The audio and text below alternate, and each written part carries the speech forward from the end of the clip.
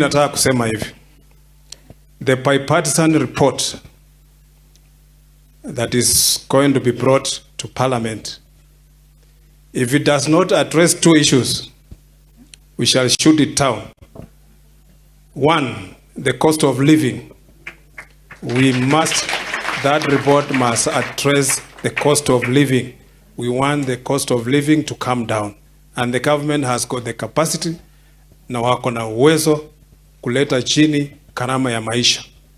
Kitu ya pili, if they have not addressed the issue for IEBC, then that report is not complete. We shall shoot it down. That one we can promise that we shall not allow it to pass if it does not address those two pertinent issues that are affecting our nation.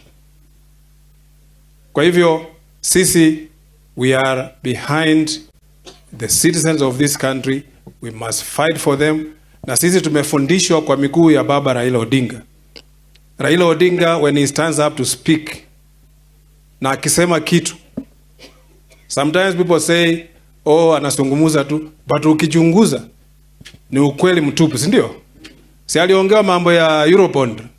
Sasa hiyo wanalia hiyo Eurobond inawafinya, lakini ilikuwa kwa serikali yao. Tukaongelea mambo mengine mingi. Sasa hiyo kuna hii mambo inaendelea mafuta.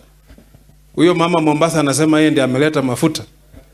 Kuna wengine wametokeza wanasema huyo mama hiyo mafuta si yake. Ametable evidence mpaka kila kitu. Kama mafuta si yake, mbona walimu kidnap wakapotea naye? Si ndio? Kwa hivyo, we want this issue of corruption also be addressed, because some of these things, they are happening in broad daylight. Alafu tunaambiwa, oh, hiyo mafuta ni ya kampuni nyingine, na mwenye ameleta amejitokeza anasema yeye ndio mwenye mafuta. Kwa hivyo, we want this Kenya wapewa haki wafanye biashara.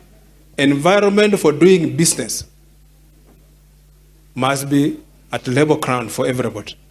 Sio some wengine wafanye wengine wanafinywa, hapana. Edwin Sifuna, Senator wa Nairobi, karibu.